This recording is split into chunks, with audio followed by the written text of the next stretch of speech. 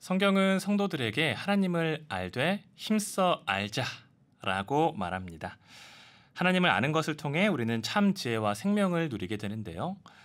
그렇다면 하나님을 아는 것은 무엇일까? 이런 질문들을 성도들은 하곤 합니다. 그래서 오늘은 성도들과 목회자들의 알을 위해서 다양한 사역을 하고 계시는 광양 사랑의 교회 평화의 길벗 라종렬 목사님과 이야기 나눠봅니다. 목사님 안녕하세요. 네, 반갑습니다. 먼저 우리 청취자분들께 인사 한 말씀 남겨주시죠. 네, 안녕하세요. 저는 좀 긴데 괜찮아요. 당연하죠. 예. 네, 광양 사랑의 교회에서 온몸으로 성경을 묵상하고 가르치는 성경 교사와 목사로 일을 하고 있고요.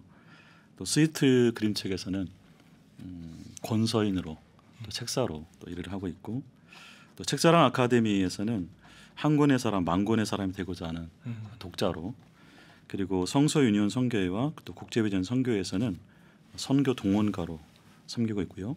또 카페 스위트에서는 신과 소통과 체험을 위해서 켈리를 쓰는 작가요, 또 바리스타로 일을 하고 있습니다. 이 모든 사람들은 하나님 앞에 설 수 없는 이들을 또 하나님 앞에 설 수 있도록 하는 섬김을 위함이고, 또 이런 삶을 살며 배우며 사랑하며 제게 주어진 단 한 권의 삶이라는 책을 써가고 있는 라종렬이라고 합니다. 네, 네. 다양한 활동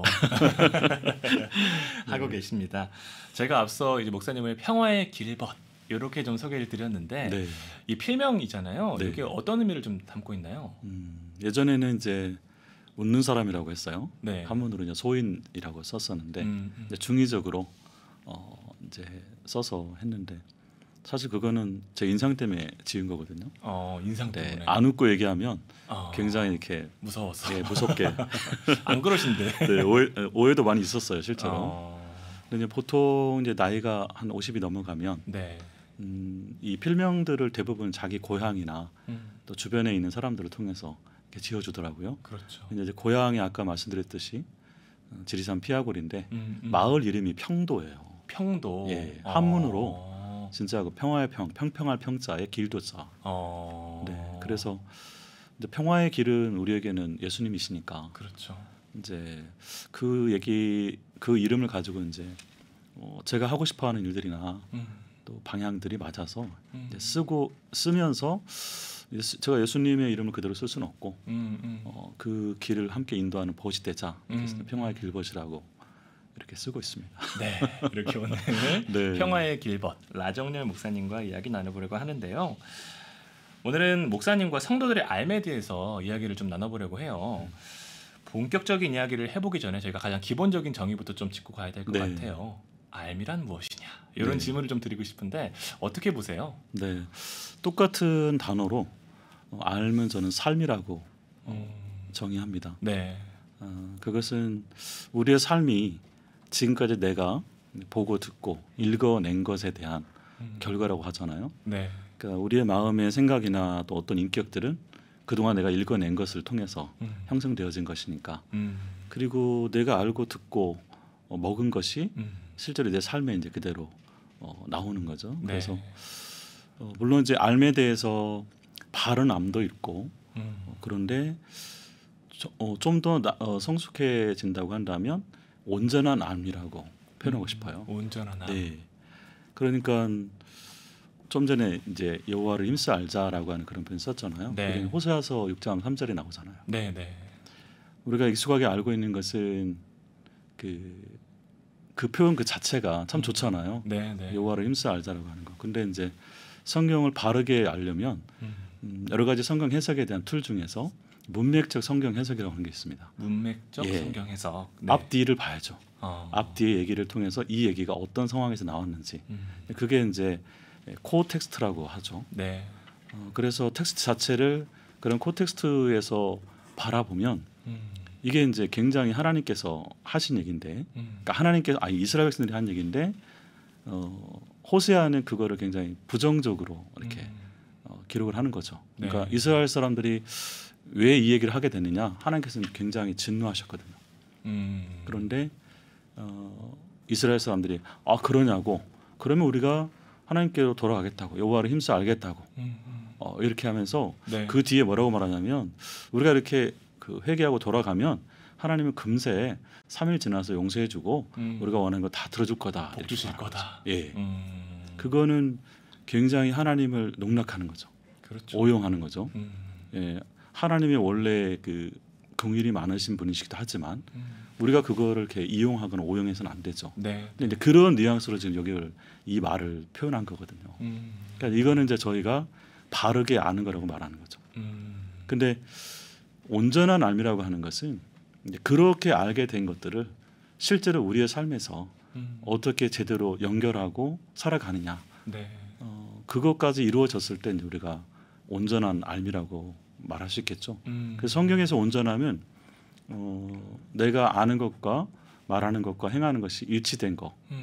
이제 그리고 이제 우리는 좀 더 나아가서 내가 믿고 행하는 것이 하나 되는 그러한 사람을 이제 온전한 사람. 네. 근데 이 온전한 사람이 성경의 모든 그 그리스도인들의 뭐랄까 성숙한 그런 표현들, 뭐 예배자, 뭐 의인, 뭐 또 하나님의 백성 이런 모든 네. 우리 그리스도인들을 지칭하는 그러한 표현들의 뭐랄까 총합이라고 그래야 될까요? 그래서 우리는 온전한 삶을 추구해야 된다.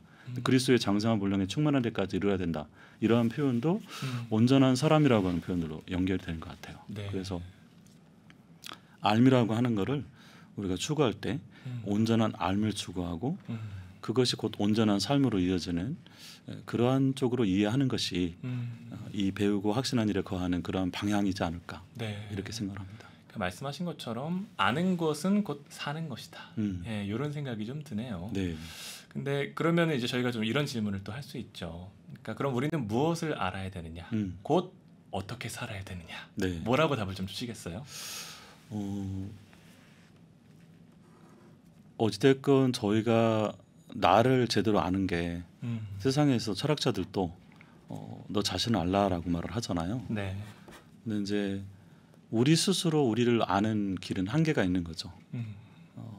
하나님을 만나고 나서 보니까 우리의 실존이 우리가 어디서부터 와서 어떻게 살아야 되고 그리고 우리의 마지막은 어떻게 되는지 이거를 저희가 알게 되는 거잖아요. 네.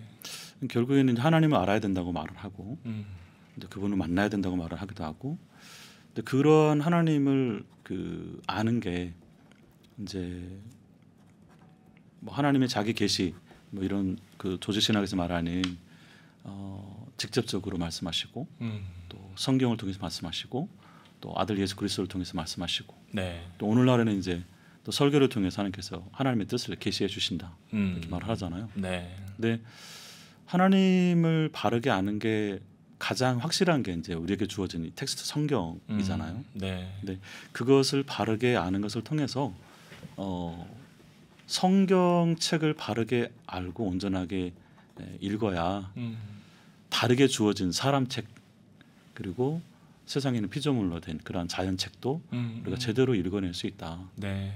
그래서 가장 중요하게는 결국 하나님을 이렇게 바르게 알아야 된다고 생각을 하고요. 네. 예전에 예전에 이제 이런 얘기를 참 많이 들었습니다. 목회할 때 설교자가 복음만을 설교해라. 이제 복음에 대한 이해가 우리가 이제 구원 환원주의적인 이해로 돼 있잖아요. 근데 네. 그 표현은 모든 게 복음은 우리가 구원받는 쪽으로만 이제 생각을 하는 거죠. 천국 간다. 네. 그러니까 그거는 어느 한 부분이지 복음 자체가 그게 아니고 그렇죠. 복음은 예수 그리스도다라고 이제 모두가 다 얘기를 하는데 복음을 설교하라고 했을 때 우리의 구원에 대한 얘기만 하는 게 아니라 결국에는 예수 그리스도를 얘기하는 거고 결국에는 그게 하나님에 대한 얘기구나. 하나님의 이야기를 계속 우리에게 그분이 어떠한 분이신지 어떤 계획을 갖고 계시는 것인지 무엇을 기뻐하고 또 무엇을 어떻게 일을 하시길 원하시는지 이러한 일들을 성도들에게 이렇게 보여주고 설교하라 이런 얘기를 들었었어요. 네. 그래서 뭐 요는 뭐 하나님을 바르게 알아야 된다. 무엇을 알아야 되냐고 물었을 때 네. 그분을 알아야 우리의 정체성도 제대로 알게 되고 이제 그러면 우리가 어떻게 살아갈 것인가. 이게 이제 바울 사도가 다메섹 도상에서 처음 예수님을 만났을 때 네. 당신 누구십니까라고 하는 것을 물었었고 그리고 나서 그러면 제가 어떻게 해야 됩니까 이렇게 물어보잖아요. 그 두 가지 질문. 그래서 제가 이제 그 성경을 묵상하는 방식 중에 여러 가지가 있는데 네. 이 두 가지 질문을 가지고 성경을 묵상합니다. 그러면 좀 더 성경을 보는 게 있어서 우리가 무엇을 찾고 묵상해야 되는지 좀 더 명확해지죠. 먼저는 하나님을 알아야 되는 거고 그럼으로 인해서 그러면 나는 그 내가 알게 된 만나게 된 그 하나님의 뜻을 따라서 오늘 여기서 내 삶과 연결해서 그럼 나는 여기서 어떻게 먹든지 마시든지 무엇을 하든지 하나님의 뜻을 따라서 살아갈까 이거를 저희가 이제 알 수 있게 되는 거죠. 그 목사님 말씀을 들으면서 그럼 성경을 읽을 때도 우리가 말씀을 읽을 때도 하나님은 누구신가, 어떤 분인가, 그리고 지금 그 하나님께서 나에게 무엇을 원하시는가를 아는 것이 굉장히 네. 중요하겠다는 생각이 드는데 사실 그 일반적으로 성도들이 성경을 핀다고 늘 깨달음이 있거나 늘 하나님이 누군지 대번에 알거나 이제 이렇지는 않거든요. 그렇죠. 그러면 이럴 때는 저희가 내가 성경을 봐도 기도를 해도 하나님 뜻을 모르겠다. 이럴 때는 저희가 좀 어떻게 해야 될까요? 그래서 이제 성경의 교사가 필요한 거죠. 네. 그러니까 처음부터 성경을 공부하자 그러면 성경 읽자 그러면 왜 해야 되는지에 대한 동기부여가 안 되니까. 그렇죠. 네. 그래서 이제 묵상을 이제 한 20여 년 정도 이렇게 가르치고 또 뭐 저도 그렇게 해왔었는데 저는 묵상 한수를 받고 나서 묵상을 배웠어요. 처음에 묵상을 배웠을 때 나 당연히 묵상하고 있는 거 아니야라고 생각을 했었죠. 물론 이제 청년 때 그 시골에서 이제 그 신학교 교수님 한 분이 오셔서 그 묵상을 가르쳐준 적이 있어요. 네. 그때는 잘 몰랐죠.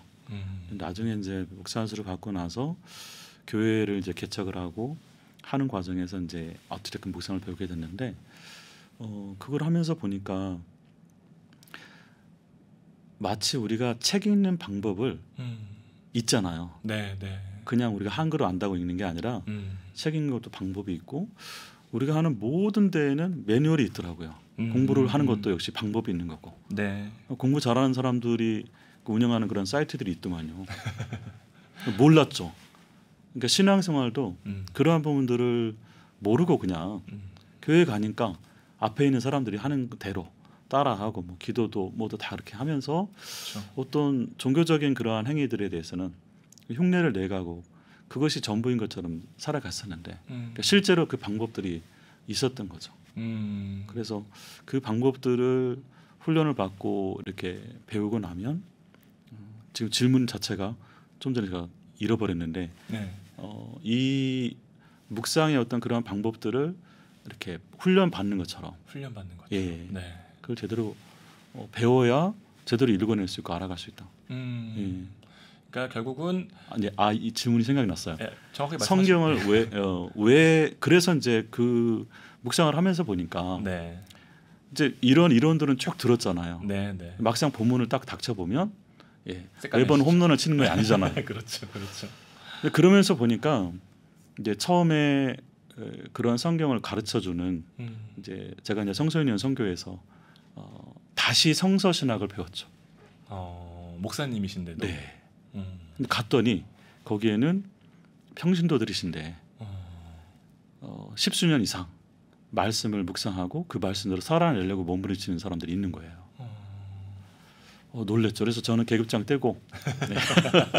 목사 계급은 아니지만 그래서 그분들하고 같이 보니까 거기서는 이미 신학교보다 더 깊이 성경을 가르치고 있더라고요.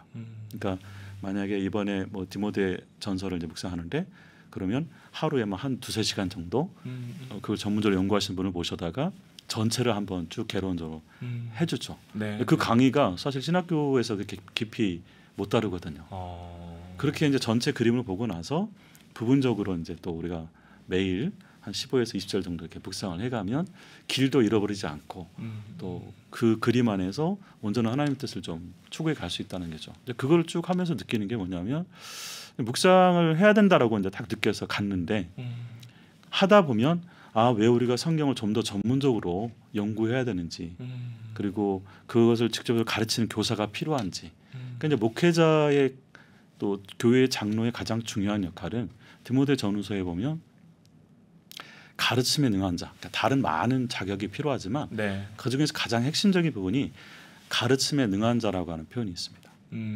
목사든 장로든 네. 원래 성경에서 말하는 목사와 장로는 거의 같죠. 목사, 감독, 장로가 같이 특별한 훈련을 받은 디모데와 디도 같은 그러한 젊은 장로도 있고 진짜로 신앙 안에서 온전하게 이렇게 성장한 그런 장로님들이 계시고 그래서 한 사람의 영적인 아이들을 어린 사람들을 말씀과 주의 교환과 훈계로 잘 양육해낼 수 있는 사람들을 장로와 목사라고 말을 하거든요. 네. 그러한 교사들이 우리 주변에 같이 있어야 되고 그래서 신앙생활을 혼자 할 수 없다고 하는 게 네. 아무리 묵상을 잘하고 성경을 잘한다 하더라도요.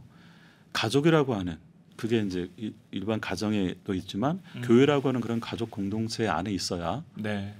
서로 도움을 주든지 받든지 예, 그래서 건강하게 내가 제대로 신앙생활도 또 그러한 성경도 배우면서 갈 수 있고 그것을 거기서만 끝나는 게 아니라 내가 그 말씀대로 살아낸 거를 그렇죠. 다시 또 공동체에서 함께 나누면서 서로 이제 사정도 이해하지만 바르게 교정이 갈 수 있는 거죠. 공동체 안에서. 예. 그래서 그 정도 되고 나서 보니까 저는 이제 처음에 성도들에게 마음대로 읽어라. 그러나 이 공동체 안에 있다면 하나님께서 한 번만 끝내지 않고 바르게 교정해 갈 수도 있고 또 바른 것들은 더 굳어지게 할 수 있는 그러니까 네. 또 온전하게 바로 세울 수 있는 이러한 일들을 인도하신다. 그러나 여기서 이탈되면 아까 이제 책사랑에서 한 권의 사람 만 권의 사람이라고 하는 표현 중에서 한 권은 성경을 말하거든요. 네. 근데 성경만 읽어가지고는 안 된다. 굉장히 위험하죠. 그래서 만 권의 사람은 책도 있지만 다른 이런 성경의 교사들이나 이런 건강하게 성경을 가르치고 배울 수 있는 그런 사람들이 있어야. 네. 그래서 건강하게 갈 수 있는데 안타까운 게 목회자에게 있어서도 마찬가지인 것 같아요. 그러니까 제가 책 모임을 만들게 된 이유들도 혼자서 성경을 보고 혼자서 이런 책을 보게 되면 내가 보고 싶은 것만 보는 거죠. 그렇죠. 편향적으로. 네. 네. 내가 이렇게 변화되거나 깨어갈 수 있는 그러한 계기들이 전혀 없다. 그래서 네. 같이 읽어야 된다 이렇게 말하죠. 음. 성경을 모르는 거를 어떻게 해야 되는지에 대한 질문이 길어졌습니다. 그래도 하지만 아주 유익한 네. 말씀을 해주셨어요. 근데 제가 그런 생각도 들어요. 그 목사님께서 지금 교육 목회를 계속 하고 계시잖아요. 네. 그래서 저희가 잠시 뒤에 다뤄볼 텐데 그 성도분들 중에는 아이고 달란트가 있죠. 저는 지식적으로, 지적으로, 지성적으로는 아무 달란트가 없어요. 저는 그냥 제가 하고 있는 봉사에 충실하겠습니다. 그리고 하나님 믿고 가겠습니다. 이렇게 말씀하실 수도 있단 말이죠. 이런 분들에 대해서는 좀 어떻게 이야기를 해주시겠어요? 네. 지극히 현실적인 질문이. 사실 책 좋아하는 사람이 이렇게 많지 않죠. 그렇죠. 네. 어렵죠. 그게 성경책도 같이 찾아봐서.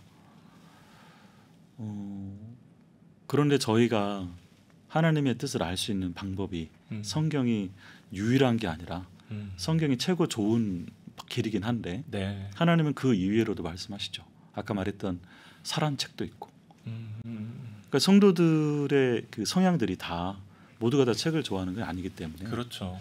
그렇다고 한다면 이 사람들이 세상을 배워가고 하나님을 알아가는 그 방식들은 지금 굉장히 다양한 미디어가 있잖아요. 네. 그러니까 가장 크게는 미디어고 나머지는 이제 이런 교제, 성도들이 함께 이렇게 하는 그런 모임, 이런 여러 가지 것을 통해서 이 사람이 배워가는 그런 루트를 목회자는 그러한 다양한 채널을 통해서 이 성도가 어찌됐건 하나님을 알아갈 수 있는 그 목표, 그러니까 성경 자체를 공부하고 읽는 게 목적이 아니라 네. 그것을 통해서 하나님을 알아가려고 하는 거니까 그렇죠. 하나님을 알게 하는 그러한 다양한 채널들을 목회자는 제공하고 그렇게 해서 성도가 책 싫어하는데 한 사람에게는 뭐 다른 걸로라도 이분이 알아갈 수 있도록 하는 게 필요하지 않나. 그러려면 제가 온몸이 책이 돼야겠죠. 그렇죠. 그러니까 다른 표현으로는 온전한 모습으로 나처럼 이렇게 하면 돼라고 말할 수 있는 바울서도의 그런 표현들처럼 그렇게 되려면 사실 이제 제가 말은 이렇게 하는데 쉽지는 않죠. 예. 정말 그렇죠. 투명하게 제가 이제 카톡에 하나님과 사람 앞에 투명하게 설고 싶다라고 하는 그런 좌우명을 쓰고 있는데 네. 그래서 이제 SNS에 막 이렇게 뭔가 글을 올리면 사람들이 막 이렇게 본인이 노출되는 거에 대해서 이렇게 우려를 하시더라고요. 그렇죠. 네. 투명하게 살면 되지 않냐, 잃을 게 없으면 되지 않냐 이렇게 표현하는데 그렇게 되었을 때 성도들이 목사님이 강단에서나 일상에서 똑같다라고 하면 그 제가 하는 얘기들이나 제가 제공해주는 어떤 얘기들에 대해서 조금 더 권위가 있고 신뢰가 있는 거죠. 그렇게 성도들을 도와야 되지 않느냐. 약간 네. 이제 그렇게 책을 싫어하는 분들에게 있어서는 이제 그런 생각을 갖고 있죠. 목사님 말씀 들으니까 저희 방송국 CBS에서도 그렇게 좀 어떻게 쉽게 접근할 수 있는 방법들을 좀 고민해봐야겠구나. 네. 그런 생각도 좀 네. 듭니다. 정말 중요한 역할을 하고 있는 거잖아요. 여기서. 네. 근데 이제 많이 또 고민해야 되죠. 그렇죠. 네. 그것만 고민해도 큰일인데. 저희가 이야기를 하다 보니까 질문지를 넘어서 많이 왔습니다. 자, 네. 다시 한번 질문지로 좀 돌아가서 그 목사님께서 지금까지 말씀하신 것들을 좀 바탕으로 목사님께서 지금 심어오고 계시는 광양사랑의 교회에서 네. 또 교육 목회 음. 열심히 하고 계세요. 네. 이 교육 목회가 뭔지 좀 소개를 좀 해주신다면요. 네. 예수님께서도 이렇게 마지막 제자들에게 너희가 내가 가르친 모든 것을 가르쳐 지키게 하라라고 하는 그런 파송의 말씀하시잖아요.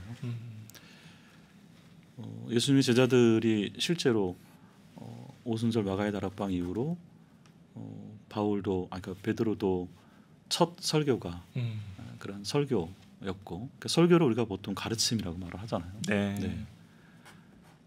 이제 그것은 성도들을 하나님의 말씀으로, 이 신앙으로, 복음으로 잘 가르쳐서 그 사람들이 하나님의 사람으로 온전하게 살아갈 수 있도록 도와주는 역할, 그게 이제 우리가 해야 될 역할이고, 바울 사도의 그 사역도 크게 세 가지: 바울의 선교, 바울 신학, 그리고 바울 선교, 바울 목회 이렇게 말을 합니다. 네.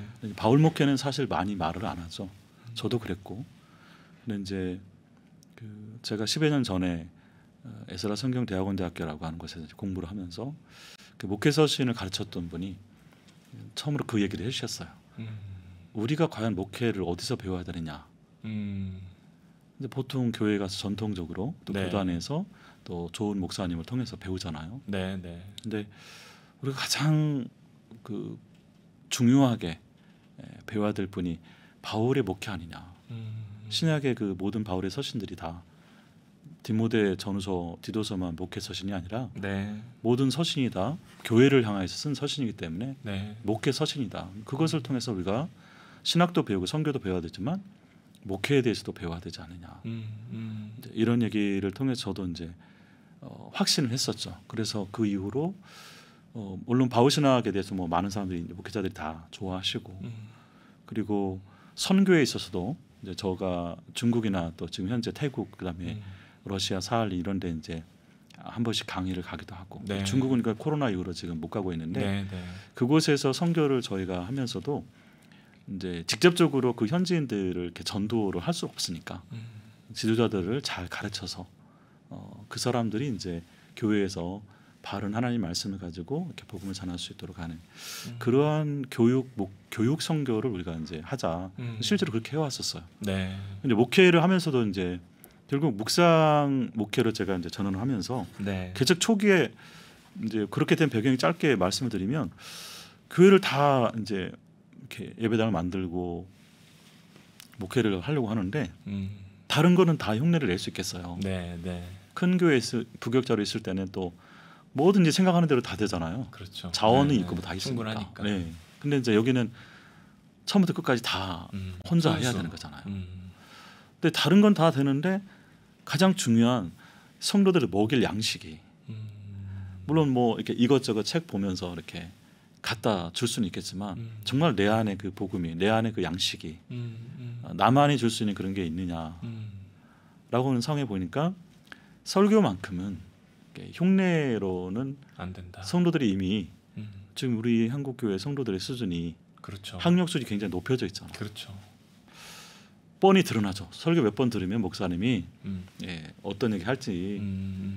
그러니까 그거를 구분하는 게 이제 목사님들의 설교의 어휘가 안 바뀌면 이제 공부를 안 하고 있다. 이게 이제 드러나게 되는 거죠. 그러니까 묵상을 하면서도 그 교육에 대한 부분들을 이렇게 염두를 해줬었고 또 바울의 그런 어떤 사례 그리고 현재 이렇게 목회를 하면서도 성도들이 이 정도 나이 되면 다 알 것 같은데 하는데 모르는 부분도 있더라고요. 그래서 그렇죠. 이제 그럴 때 이제 선배 목사님들이 이 정도면 알 거야라고 생각하는 거 없다. 정말 하나 1에서부터 10까지 제로 베이스 명확하게 가르쳐 줘야 된다 하더라고요. 물론 이제 그 표현에서도 이제 가르침과 가르침에 대한 구분이 좀 필요하더라고요. 네. 신학교 때 신대원 1학년 때 이제 지금도 고인이 되셨는데 며칠 전 순천에 계시다가 돌아가신 송기득 교수님의 수업 시간에 네. 우리한테 그러더라고요. 자네들 가서 가르치려 들지 마라.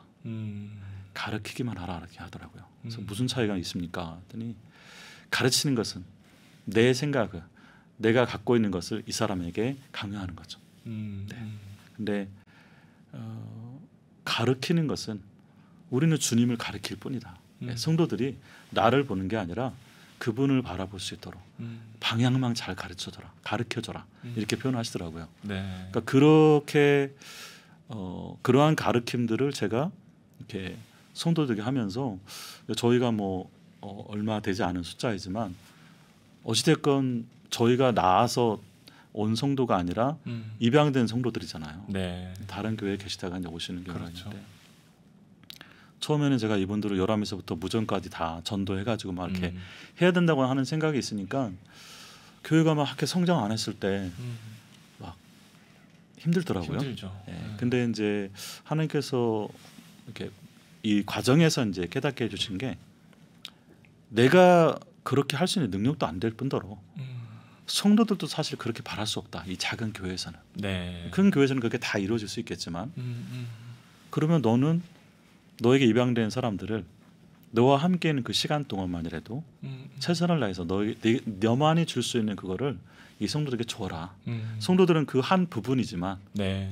부조한 종을 통해서 하는 그 기간에는 저를 통해서 도움을 얻고 혹시 뭐 이곳이 아니라 또 다른 곳에 가게 되더라도 네. 너는 그 부분만 충실하면 된다는 그 이제 그 얘기를 마음에 담고 나서부터는 조금 내려놓게 됐죠. 편안해지는 거죠. 네. 그래서 내가 여기 없고 할 수 없는 일들을 하는 게 아니라 내가 지금 할 수 있는 거 그것을 최선을 다해서 분들에게 섬기고 그 기간 동안에는 이 성도들이 가장 행복하게 했으면 참 좋겠다. 네. 그래서 아까 이제 그 다양한 채널에 대한 얘기를 했었는데 실제로 교육이 이제 우리가 묵상 목회를 하긴 하지만 이거를 하는 데 있어서도 다양한 방식을 하기도 하고 근데 가장 저희가 많이 하는 게 예배잖아요. 네. 뭐 코로나 때 저희가 예배에 대한 고민들을 하게 됐잖아요. 네. 무조건 예배당에 와서 드리는 예배만 이렇게 했었는데 그때 이제 뭐 온라인 예배 이런 여러 가지 많은 것이 생기면서 대체 예배가 뭐냐라고 하는 고민이 있었잖아요. 그렇죠. 이제 저는 묵상을 하면서 배웠던 게 이제 예배가 세 가지 종류로 이렇게 하더라고요. 개인이 드리는 예배가 있고 공동체가 함께 모여서 드리는 예배가 있고 우리의 삶으로 드리는 예배가 있다. 이 세 가지가 다 일치될 때 그것을 온전한 예배자라고 표현을 하는 거니까 그렇다고 한다면 이 세 가지 모두가 다 성도들이 또 성향이 다양하니까 그렇죠. 개인 예배가 뭐 어떤 사람은 묵상으로 하기도 하고 어떤 기도로 하기도 하고 어떤 사람은 다른 책을 보면서 하기도 하고 하는 거니까 그 삶에서도 마찬가지 다양한 일을 하고 있잖아요. 그것이 온전한 삶이 되는 예배가 하나님 받으신 예배가 되기 위해서 우리 삶을 어떻게 살아야 되는가라고 하는 것도 각자 성향이나 그 자기 자신들이 일하는 분야에서 맞게 하는 거죠. 그러면 이제 교회에서 드리는 공동체 예배는 네. 우리가 뭐 예전에 뭐 열린 예배 막 이렇게 많이 했었잖아요. 그렇죠. 그거만큼 더 많이 고민해야 된다고 봐요. 막 찬양하고 막 이런 예배도 있고 성찬으로 드리는 예배도 있고 저희가 좀 특이한 예배가 두 가지가 있는데 네. 하나는 이제 묵상을 하니까 같이 통합으로 모여서 이제 묵상한 거를 나누는 예배가 있어요. 다 같이요. 예. 이제 처음에 인원이 얼마 안 됐을 때는 다 앞으로 나와서 이제 한 사람 한 사람씩 했는데 지금은 그렇게 하기는 좀 시간이 많이 걸리니까 원하는 분만 나오기도 하고 또 요즘에는 이제 그 그룹으로 예배 시간에 바로 오신 분을 해서 그 자리에서 바로 이렇게 그룹을 아이들하고 다 같이 이렇게 섞여서 같이 나눠라 이렇게 하는 식으로 나눔과 감사로 드리는 온 가족 예배 이렇게 이제 해서 하고요. 또 한 가지는 이제 저희가 둘째 주에는 그 밥상 공동체 예배라고 해가지고 밥상 공동체. 네. 네. 이거 이제 전통적인 교회에서는 좀 시도하기가 어려운데 11시에 성도들이 준비한 음식을 애찬을 나눠서 다 세팅을 하고 어. 같이 주님의 식탁으로 초대해서 어. 식사를 하고.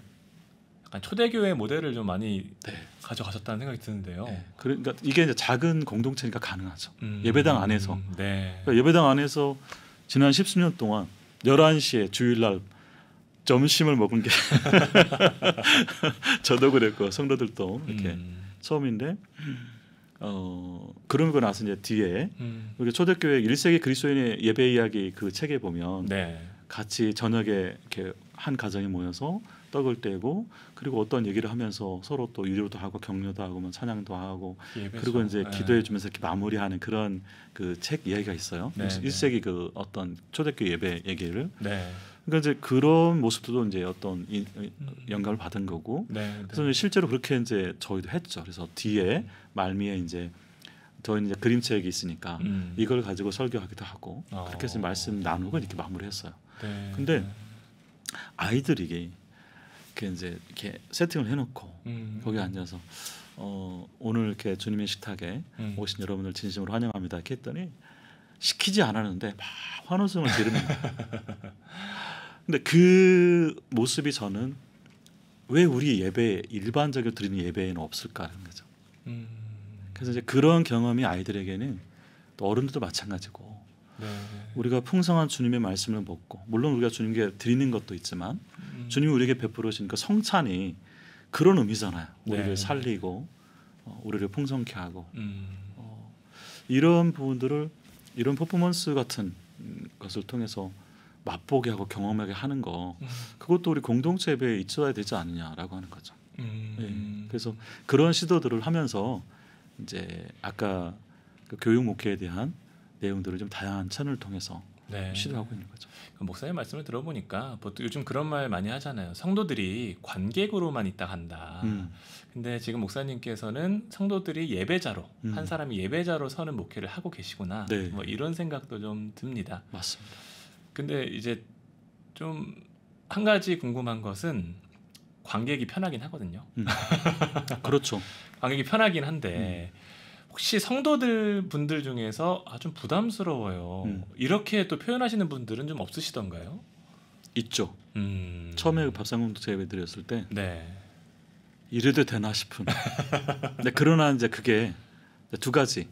한 가지는 교회의 모든 공동체나 모임은 코어가 말씀 또는 말씀 묵상의 기본이 돼야 됩니다. 그렇죠. 그러니까 이제 제가 공부했을 때 셀, 소그룹, 가정교회 이런 소그룹 목회에 대한 이상들이 굉장히 많이 이론들이 많이 나왔었어요. 네. 근데 그런 이제 세미나들을 많이 참석해 보면서 결국에 여기에서 말씀 묵상이 안 되면 그냥 동호회 모임이나 일반 계모임밖에 안 된다. 똑같은 거죠 사실. 네. 그러나 말씀이 있으면 그러니까 우리가 뭐 예수님이 주인이다라고 표현을 쓰긴 하는데 실제로 이렇게 물러나가 버리고 모여지면 우리 전통 가운데 구역 예배 같은 경우에는 사실 예배를 드리고 그 다음에 교제를 하잖아요. 밥도 먹고. 네. 그렇죠. 원래 그러면 이제 교회에 그냥 주일날 예배하고 다르지가 않은 거예요. 똑같이. 그럼 왜 그렇게 되느냐? 사실은 성도들의 삶을 나누고 그 삶이라고 하는 게 말씀을 살아낸 그러한 삶을 나누는 것이어야 되는데 그렇죠. 말씀도 모르고 묵상도 안 되고 그러다 보니까 하나님과 더불어서 함께 살아갔던 그런 삶의 얘기가 나오는 게 없어요. 그냥 치열하게 세상에 살았는 사람이 먹고 마시고 장가고 하는 이런 거에 치중했던 그런 삶밖에 나눌 게 없는 거죠. 네. 그러다 보니까 이제 예배 인도자는 본의 아니게 이제 나누라 했는데 아무도 안 나누니까 그렇지. 본인이 이제 또 어쩔 수 없이 이렇게 나누고 그것이 이제 자꾸 설교처럼 돼버리기도 하고. 그렇죠. 이제 성도들로서는 자기를 노출을 하지 않고 나누지 않아도 되니까 수동적으로 하는 게 아까 말했던 것처럼 굉장히 편하잖아요. 네. 그래서 독재자들 밑에 이렇게 사람들이 가는 거예요. 그게 편하거든. 근데 신앙생활도 그렇게 하는 분들이 많아요. 그렇죠. 목사님이 시키는 대로만 하면 네. 되니까. 근데 진리 안에서의 자유함이 과연 그걸까? 하나님 우리가 허락하신 신앙의 모습의 풍성함들이 그것만 있을까? 저는 아니라고 생각합니다. 네. 하나님은 정말 풍성하신데 우리 교회나 목사님이 하는 거 말고도 다른 하나님 계시잖아요. 우리 각자에게 그렇죠. 주어진 그렇죠. 그런 것들을 저는 풍성하게 맛보고 가야 되지 않느냐라는 생각이죠. 그래서 그렇게 이제 했던 분들이 문제를 제기하고 싶은데 이제 그 동안에 그러한 말씀 묵상이 오래돼 왔잖아요. 그렇죠. 그런 거에 대한 부분도 있었고, 이제 그것을 하다 보니까 목사님이 하는 일들에는 이유가 있다. 그러니까 그 단순한 이유가 아니라 성경적 근거가 있지 않느냐 이런 이제 신뢰가 좀 있었고, 네. 이제 그런 신뢰가 같이 있었기 때문에 시도를 그냥 바로 한 게 아니라 이런 취지로 하게 된다 하면서 시작을 했고, 이제 벌써 올 초부터 했었어요. 네. 한 달에 한 번이니까. 근데 진행을 해오면서 매번 그 의미들이 마치 우리가 성찬을 계속 많이 하는 교회들 있잖아요. 네, 네. 근데 단순하게 이제 너무 막 이렇게 조각빵 먹고 이렇게 하니까 그 감동들이 이제 별로 사라지죠. 네, 없는데 이제 진행을 하다 보면 그 의미가 굉장히 많아요. 그러니까 우리 그 개신교에서는 이제 세례와 성찬이 이렇게 성례로 돼 있으니까 그 감동들이 그냥 천편일률적이지 않고 좀 더 다양하게 풍성하게 저는 이렇게 나눠지더라니까요. 네. 그래서 그러한 신학에 대한 부분들도 좀 더 정리가 되는 것 같고, 그러니까 성도들이 이제 처음에는 긴가민가 했다가 이제는 이제 좀 더 그런 부분들에 대한 확신을 가지고 이렇게 얘기를 하게 되죠. 제일 난감했던 경우는 교회 처음 성도가 왔는데 딱 그날 왔을 때 한 분 딱 한 분은 밥상을 못 보고 이제 가셨어요. 처음 딱 교회로 왔는데 인도하신 분이 늦게 오시는 바람에 이제 딱 왔는데 일단 예배당이 너무 작으니까 이제 놀랬고, 근데 가운데 앉아야 되는데 이렇게 식탁으로 쭉 이렇게 둘러 있으니까 이렇게 예배를 드려요 하니까 이제 또 놀라시면서 놀라셔서 그렇죠. 예, 그러셔서 다른 곳으로 가셨어요. 그런데 이제 다른 분들은 이제 함께 참석을 하시면서 이제 그 내용들을 쭉 진행해서 보니까 그래 우리가 왜 거기에 매여 있어야 되느냐라고 하는 이런 생각. 네. 그러니까 전통에 어떻게 보면 매여 있는 거죠. 전통을 무시할 수는 없지만 거기에 매여 버리면, 거기에 갇혀 버리면 우리는 개혁 교회에서의 정신을 잃어버리는 거잖아요. 그렇죠. 저는 계속 전통을 계승하되 그것을 계승이라고 하는 것은 발전적으로 왜 그런가, 왜 이렇게 해야 되는가라는 것들을 늘 다시 되새겨야 되는 거죠. 살아있는 것으로 만드는 거죠. 그렇죠. 그래서 똑같은 일을 하더라도 그거를 다른 그러니까 정신은 이어가되 이 방식에 있어서는 다시 고민을 많이 해야 되지 않나 생각이 드는 거죠. 그래서 그게 약간 좀 부정적으로 또 오해하거나 좀 갸우뚱하는 분들에게는 그런 기본적인 부분이 있었기 때문에 가능했고, 네. 한 번으로 다 되지 않는다. 그리고 결국에 추구하는 목회의 방향이 무엇인지를 제대로 전달해야 네. 그런 신앙의 행위들이 어떤 의미가 제대로 부여되거나 또 이해될 수 있지 않나 생각이 드는 거죠. 예. 이렇게 목사님께서 광양 사랑의 교회를 섬기시면서 이제 하셨던 활동들을 여러 가지 이야기해 주셨는데 말씀하셨던 것 중에 제가 좀 기억에 남는 게 목회자들도 결국은 먹일 것들이 있어야 된다. 이런 말씀을 하셨었어요. 그러니까 목회자들도 사실 목사님 하면 저희가 다 알 것이다. 성경에 대해서 빠삭하게 아실 것이다. 이렇게 생각을 하기 마련인데 네. 목사님 말씀을 듣고 나니까 목회자들의 암도 상당히 중요하겠구나. 그리고 계속 추구되어야 되는 활동이겠구나. 이런 생각이 좀 듭니다. 네. 어떻습니까? 당연하죠. 방금 그 눈빛이 막 찔리고 밥을 퍼주려면 밥을 해주려면 있어야죠. 쌀도 있고. 그렇죠. 그 예전에 우리 그 순천 남로에 있는 그 우리 장철근 목사님. 네, 네. 유튜브 설교들 막 좋은 게 많잖아요. 네. 근데 당신은 유튜브 녹화를 안 하신다 하더라고요. 왜 그러냐 했더니 성도들에게 식은 밥 안 먹인다고. 굉장히 저는 좀 깊은 인상을 받았죠. 그러면서 이제 성도들한테도 물론 저는 이제 좋은 목사님들의 그러한 강의나 설교들이 요즘에 참 많이 있잖아요. 네. 저는 잘 소개해줘야 된다고 봐요, 목회자들이. 또 성도들도 그거를 분별할 수 있는 분별력이 좀 생겨야 된다고 보고. 근데 분별력은 그냥 딱 눈빛만 보고 아는 게 아니라 아는 게 있어야 분별이 되는 거죠. 네. 그러니까 그러려면 성도들도 배워야 되는 건데 그런 것들을 할 때 이제 그 목사님이 한 가지 더 재밌는 얘기를 한 게 뭐냐면 그런 설교 참 좋아하는 거 좋다. 또 심지어는 그거를 보면서 또 예배를 하는 분들이 계시잖아요. 그런데 만약에 네가 문제가 있어 아팠어. 그러면 유튜브에 있는 목사님이 신방호냐, 못난 그 교회 목사님이 신방호냐 이렇게 말씀하시더라고요. 이제 그것도 이제 나름의 어떤 여러 가지 많이 생각을 하게 하는데 목회자가 이렇게 설교하는데 어떤 성도들은 이렇게 막 이렇게 적더라고요. 목사님들이 제일 무서워하는 분들. 과연 그러한가? 네. 아니 그게 있고 이게 이제 기록이 남잖아요. 그렇죠. 네. 그러니까 우리 목사님이 이 말씀을 예전에 설교했는데 그때하고 똑같다. 이 얘기 또 하시네. 그리고 이제 묵상을 하는 분들은 내가 이해한 말씀은 이게 아닌데 목사님이 지금 그 말씀을 배치되는 말씀 다르게 했다. 뭐 이렇게 설교 잘하고 못하고가 아니라 성경에 대한 어떤 해석적인 부분에 있어서 네. 이제 마음에 걸리죠. 이제 그런 부분도 그래서 이제 묵상 목회를 하면서 목사님들에게 참 많이 권유하고 소개했었는데 이제 죄송했던 게 어른들이에요. 이미 전통적 방식으로 쭉 묵상하고 설교, 그러니까 전통적 방식으로 목회하고 설교했던 분들은 이제 성도들이 직접 이 말씀을 묵상하기 시작하면 본인은 더 많이 그렇죠. 해야 되잖아요. 그렇죠. 근데 그럴 수 있는 체력도 여력도 없는 상태에 있는 분들에게 이거를 하라고 했을 때 성도들은 좋아하는데 목회자들이 좀 그게 좀 어려운 분들이 계시더라고요.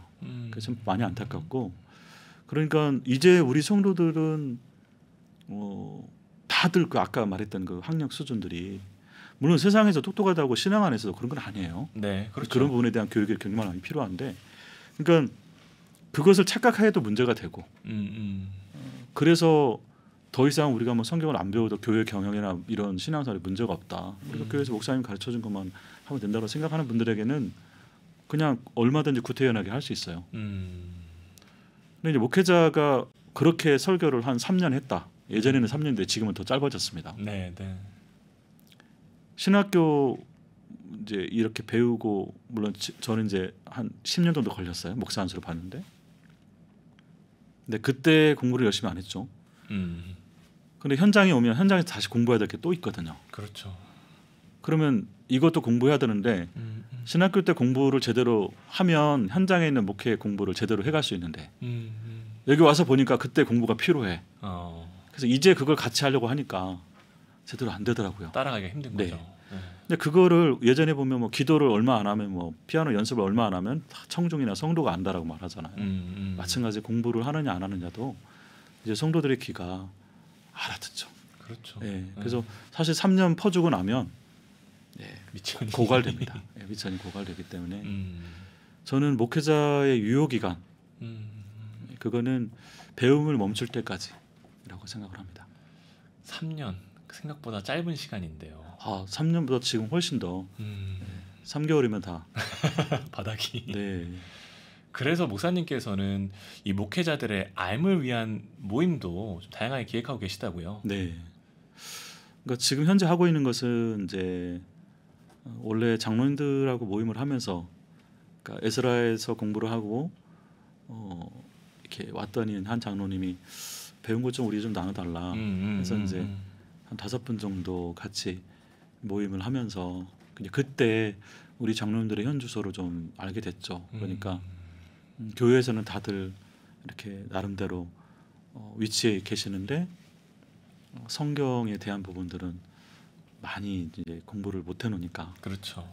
또 그럴 기회도 없었고 그래서 아니 뭐 교회 목사님하고 공부를 하시지 조그마한 교회 목사님하고 이렇게 제가 뭐 얼마나 나눌 게 있어서 했는데 이미 그런 관계가 아닌 거죠. 교회 안에서는 목사님과 장로님들이 이렇게 말씀을 붙잡고 서로 같이 교제하고 묵상하고 나누고 그러면서 같이 좀 배워가면 참 좋을 텐데 네. 교회에서 그런 관계가 이미 안 돼버린 상태로 너무 오래됐잖아요. 당 회의에서는 모이는데 말씀 안에서의 그 교제는 사실 좀 전무한 그런 상태다 보니까 같이 모임을 하면서 우리만 이런 걸 하는 게 아니라 지역에 있는 장로님들도 이런 게 좀 있으면 참 좋겠다. 이제 그러면서 어느 날부터 이제 목회자들에게도 그러니까 그렇게 장로들이 아무리 깨워도 또 성소인에서 제가 묵상을 쭉 이렇게 배우면서 보니까 거기에도 이제 말씀이 고픈 사람들이 와요. 배워서 너무 좋잖아요. 그렇죠. 왜냐하면 자기가 직접 말씀을 통해서 하나님을 만나고 알아가고 하나님의 인도를 따라 살아갈 수 있으니까. 네. 예전에 기도해라 하나님 뜻을 알려면 했는데 아무리 기도 아무 말씀 안 하시니까. 근데 성경은 보면 하나님이 이것을 통해서 말씀하시는 게 바로바로 그렇죠. 오니까. 그래서 이제 교회 가서 우리 교회도 했으면 좋겠습니다.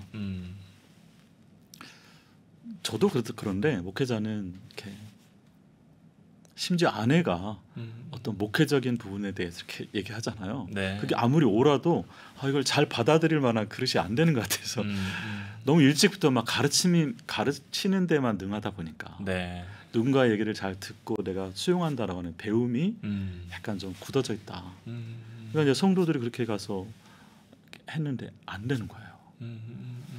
그래서 했던 방식이 그때 이제 성소년에서 묵상을 보급하면서 아무리 해도 목회자들이 이제 결국 보면 목회자들이 이거 마인드가 바뀌지 않으면 이런 일들을 안 하신다. 그래서 이제 목회자들에게 묵상을 이렇게 한다 그러면 다들 아까 저처럼 당연히 우리 묵상하고 있는 거라고 생각을 하는데, 근데 그래서 그 목사님들에게 어떻게 하면 이 부분에 대한 좀 인식을 좀 바꿀 수 있을까라고 하면서 이제 그때 묵상과 설교라고 하는 책을 만들었어요. 그러니까 매일 묵상하는 본문에 대해서 본문 연구해놓고 네. 설교에 대한 아웃라인, 그 키포인트 이런 것들을 좀 제시해주는 그런 책이 나왔어요. 그러니까 생명의 삶에서는 이제 묵상지에서는 생명의 삶 플러스라고 하는 목회자용 도서가 있죠. 그것을 한 이유가 목회자들이 적어도 이 정도는 좀 연구하고 말씀을 이렇게 설교할 수 있도록. 왜냐하면 사실 설교 한 편을 이렇게 준비하는데 본문에 대한 연구나 이런 시간들이 굉장히 절대적으로 필요하거든요. 네. 지금 이제 저희가 설교가 목회자들이 어마어마하게 많잖아요. 그렇죠. 네. 그거를 다 제대로 소화해서 준비하기도 어렵고, 그거를 설교했을 때 성도들이 그걸 각각 다양한 본문들을 다 소화하는 것도 역시 어렵다. 그거죠. 그래서 그렇게 하려면 목회자들도 계속 배우고 연구해야 되는데 혼자서는 이게 불가능하죠. 그러니까 두꺼운 책들을 또 일반적인 책들을 혼자 보면 시간도 없을 뿐더러 집중하고 이해하는 거 여러 가지 많은 것들이 한계가 있다. 그래서 같이 모여서 이런저런 생각들을 계속 나누고, 서로 나누고 그러면서 서로 점검도 하고. 네. 그래서 모임에 뭐 제가 뭔가를 가르치는 게 아니라 같이 모여서 같은 어떤 책들을 읽어가다 보면 서로가 이해한 것들을 먹기도 하고 또 나를 또 거기에 비춰보기도 하고.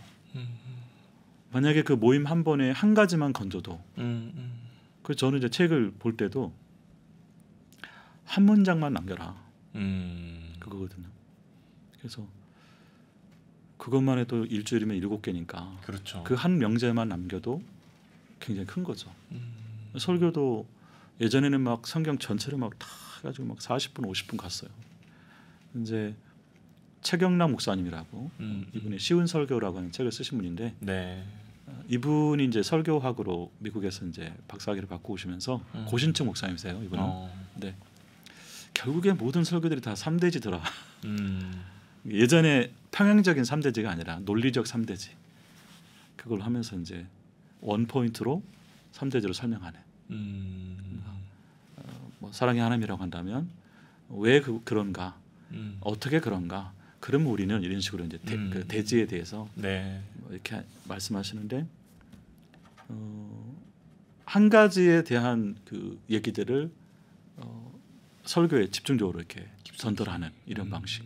근데 그런 게 이루어지려면 아무리 많은 지금 뭐 AI 같은 이런 많은 자료나 정보가 있다도 저희가 지금 대처할 수 있는 그 방안이 해야 될 방안들이 내가 분명히 그거에 대해서 어느 정도는 알고 있어야 AI가 만들어주는 그러한 정보들을 내가 분별해낼 수 있거든요. 그렇죠. 이게 옳은지 그른지 사용해도 되는지 안 되는지. 그러니까 내가 만약에 그게 없어 그러면 거기에 끌려갈 수밖에 없는 거죠. 가짜 정보에 휘둘리고요. 그렇죠.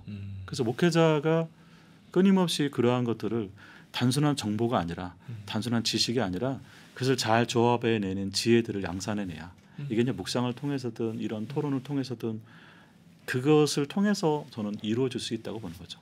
혼자만 깊이 묵상하는 데는 반드시 한계가 있다. 그렇죠. 예, 그래서 이제 그런 책사랑 아카데미라고 하는 모임을 그 전에 이제 한 달에 한 번씩 이제 순천 여수 광양에 있는 분들 모여서 같은 책을 읽었던 모임이 있었고 지금은 이제 코로나 이후로는 그 매주 모이는 그 모임만 지금 하고 있습니다. 네. 이렇게 성도들의 암 그리고 목회자들의 삶을 위해서 상당히 다양한 활동을 해주고 계시는데요. 저희가 시간이 많이 흘렀습니다. 그래서 마지막으로 이렇게 목사님께서 가지고 계신 비전 한 가지 말씀해 주시죠. 네. 우선은 뭐 제가 목양하고 있는 교회에 목회하고 있는 교회 성도들을 또 거기에 오시는 성도들을 하나님께 주신 그동안 주신 것들을 통해 잘 목양하는 게 제가 가장 우선순위에 있고요. 향후에 혹시 가능하다면 이 아카데미를 좀 확장해서 선교회를 통해서는 이제 해외에 그런 일들은 이미 하고 있고 그 신학교를 운영하거나 이렇게 해서 근데 이제 이 지역에 저는 이런 아카데미가 다양하게 생겼으면 좋겠습니다. 근데 저는 그러니까 성서 신학, 그러니까 성경에 대한 교육이 정말 이렇게 가장 중요하다고 보고 그거를 좀 제대로 성도들이 공부하고 배울 수 있는 신학교는 너무 오니까. 네. 그래서 이쪽 지역에서 또 실력 있는 좋은 분들이 많아요. 지역의 네. 목회자들 중에서 네. 그런 분들에게 좀 이렇게 정기적으로 지속적으로 좀 배울 수 있는 그러한 커리큘럼을 만들고 그러한 그 아카데미를 좀 운영하면 참 좋겠다. 그래서 이제 우리 순천 노회는 통합 측에서는 그 노회관이 있잖아요. 네, 네. 좋은 건물이 있고 또 거기에 이미 또 일반 성도들에게 가르치는 성서 신학원이 있고 그거는 이제 라이센스를 받는 물론 우리 노회에서 발행하는 거지만 그런 게 아니라 현재 우리 노회 안에서도 다양하게 훈련원이나 교육부나 이런 데서 그런 세미나들을 많이 해요. 네, 단편적이죠.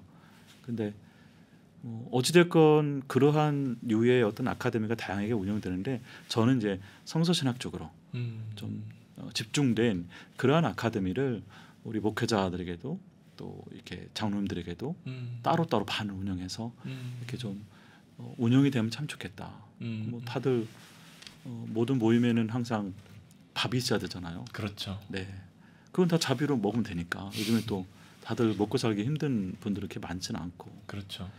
그래서 그런 모임들을 좀 세워갈 수 있는 그러한 일들을 혹시 좀 섬길 수 있으면. 네. 예전에는 뭐 한국 교회를 뭐 어쩌고 뭐 순천 노회를 어쩌고 막 이렇게 했는데 이제 나이가 좀 이렇게 들어가면서 네가 하는 네 교회 목회나 제대로 해라. 그런 그 말씀 앞에 순종했고 혹시 여기에서 여러 개 남았을 때 우리 주변에 있는 목사님들에게 좀 나눌 수 있는 게 있다면 아낌없이 이렇게 무슨 이게 우리 장사하는 게 아니니까 비법이 아니라 만약에 그런 게 있으면 저는 주변에 우리 교단이든 타교단이든 역교회든 저는 아낌없이 나눠야 된다고 봐요. 네. 그러면 내가 해야 될 일이 그 목사님들이 동역자가 되어서 함께 하나님의 나라를 세워가는 그러한 일들에 하나님의 뜻을 이뤄가는 일들에 같이 하니까 그만큼 나는 할 일이 좀 더 줄어들고 동역자들이 생겨서 더 좋고 그렇게 해야 된다고 보거든요. 그래서 이제 주변에 같이 목사님들하고 정말 아낌없이 서로 나누면서 그런 모임이 지속이 될 때 뜻을 같이 하는 분들이 없으면 혼자 아무리 제가 이런 생각 갖고 있어도 안 되잖아요. 그렇죠. 네. 네. 정말 좋은 분들이 계셨어요 주변에. 지금 같이 이제 멤버들도 마찬가지고 조금 여유가 있으신 분들은 같이 밥을 사기도 하고 섬기기도 하고 또 부족한 분들도 나름대로 최선을 다해서 이렇게 참석하기도 하고 그런 것을 통해서 이제 이런 일들이 좀 나눠졌었거든요. 그래서 저도 지금까지 올 수 있었고 네. 그래서 혹시 지역에 이런 생각을 가지는 분들이 요소에서 아카데미가 아니더라도 그러한 그 배움을 위한 책모임들을 좀 만들어서 네. 혼자 하지 말고 제발 같이 좀 서로 이렇게 가면 참 좋겠다. 그런 모임들을 만들어내는데 좀 인사이트도 주고 또 섬기는 일들을 좀 앞으로 좀 하고 싶은 생각입니다. 네. 네. 하나님을 알자. 그리고 그 하나님께서 음. 우리를 향한 뜻을 음. 바로 알자. 네. 그것을 위한 모임을 활성화시키겠다 이런 말씀이셨어요. 네. 저도 앞으로 응원하겠습니다. 네. 오늘 말씀 감사합니다. 네, 감사합니다. 네, 지금까지 광양 사랑의 교회 라종렬 목사님과 이야기 나눠봤습니다.